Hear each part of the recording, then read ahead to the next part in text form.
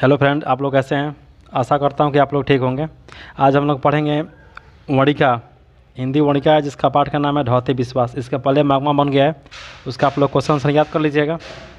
अब इस पाठ का नाम है ढौते विश्वास, यानी कि इसका लेखक है सातकड़ी होता, जिनका जन्म 29 अक्टूबर 1929 में हुआ था। ठीक है। ये जो कहानी है ना, उड़ीसा कहानी है, उड़िया कहानी है, यानी कि उड़ीसा भाषा में है। इसका रूपांतरण कौन किए हैं? राजेंद्र प्रसाद मिश्र ने किए हैं। ठीक है। अब देखिए इसका पहला क्वेश्चन क्या है। लक्ष्मी कौन थी? उसके पारिवारिक परिस्थितियों का चित्र प्रस्तुत कीजिए। ठीक है। इसमें देखा जाए पूरा क्वेश्चन और 7 क्वेश्चन है। ठीक है ना। सातों क्वेश्चन का आंसर क्या होगा अभी आपको मिलेगा। ठीक है। तो चल रहे हैं हम लोग पहला क्वेश्चन आंसर में। देखिए पहला क्वेश्चन है, लक्ष्मी कौन थी? उसकी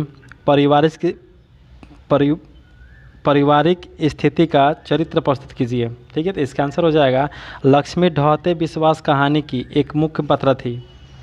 वह एक बहुत ही साहसी महिला थी। वह अपने 4 बच्चों के साथ अकेले जीवन यापन करती थी, क्योंकि इसका पति लक्ष्मण कोलकाता में काम करता था। लक्ष्मी की पारिवारिक स्थिति बिल्कुल क्या है? बिल्कुल भी अच्छी नहीं है। उसके पति लक्ष्मण के कमाए पैसे से घर का पूरा खर्च नहीं चल पाता था, जिसके कारण लक्ष्मी को तहसीलदार के घर छोटे मोटे काम करने पड़ते थे। ये हो गया पहला क्वेश्चन का आंसर। अब देखिए दूसरा आंसर क्या होगा। दूसरा क्वेश्चन है, कहानी के आधार पर प्रमाणित करें कि उड़ीसा का जनजीवन बाढ़ और सूखा से काफ़ी क्या है? प्रभावित रहा है। इसका आंसर हो जाएगा, इस कहानी में तूफान, सुखाड़, तेज़ बरसात और बाढ़ के बारे में क्या किया गया? चर्चा किया गया है। इससे दर्शाया गया है कि जब लक्ष्मी के गांव में सूखा और बाढ़ होता है तो वहाँ के लोगों को कितनी कठिनाइयाँ होती है। यह कहानी का मुख्य रूप से बाढ़ की विभीषिका को दर्शाती है। इसका हो गया आंसर। अब देखिए 3 नंबर क्वेश्चन। 3 नंबर क्वेश्चन कह रहा है, कहानी में आए बाढ़ के दृश्य का चित्रण अपने शब्दों में क्या करें? प्रस्तुत करें। देखिए इसका आंसर कितना अच्छा आसान पल है। इसका कहानी अगर सुन लिया होगा ना, इसका क्वेश्चन आंसर बहुत अच्छा याद हो जाएगा। ठीक है। क्योंकि जो लक्ष्मी है ना, ठीक है, वो काफ़ी परेशानी से क्या हो रही, जूझ रही है। इस कहानी में मतलब बाढ़, सुखाड़, तूफान, ये सब क्या किया गया? दर्शाया गया है। ठीक है। तो इसका आंसर हो जाएगा, इस कहानी में आए बाढ़ का दृश्य काफ़ी क्या भयावह थी। जो बाढ़ था वह काफ़ी भयावह था। जब लक्ष्मी के गाँव में बाढ़ आती है तो उस गाँव के काफ़ी फसलें और घर क्या होते हैं? डूब जाते हैं। लोगों को रहने के लिए कहीं आश्रय क्या होता है? नहीं बचता है। गांव में एक स्कूल था जिससे लोग अक्सर जाकर रहते थे, परंतु इस बार के बाढ़ में स्कूल के छत में भी पानी था। किसी तरह कुछ लोग जान बचाकर गांव के ऊंचे टीले पर पहुंचते थे। न जाने गांव के कितने लोगों ने इस बाढ़ में अपने परिवार को खो दिया। ये इसका क्या हो जाएगा? आंसर हो जाएगा। अब देखिए इसका 4 नंबर क्वेश्चन। देखिए इसका 4 नंबर क्वेश्चन है, कहानी के शीर्षक की सार्थकता पर विचार करें। यानी कि मतलब इसका माने कहने का सटीक आंसर, मतलब एक क्वेश्चन सटीक देखा जाए यह हो गया ना, मतलब इस कहानी का नाम ढौते विश्वास क्यों पड़ा?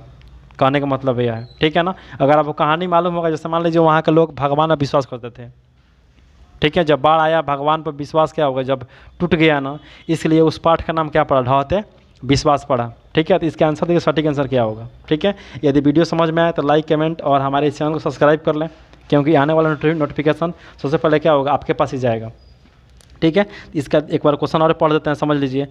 कह रहा है, कहानी के शीर्षक की सार्थकता पर विचार करें। मतलब इस कहने का मतलब यह, कहानी का नाम ढौते विश्वास क्यों पड़ा?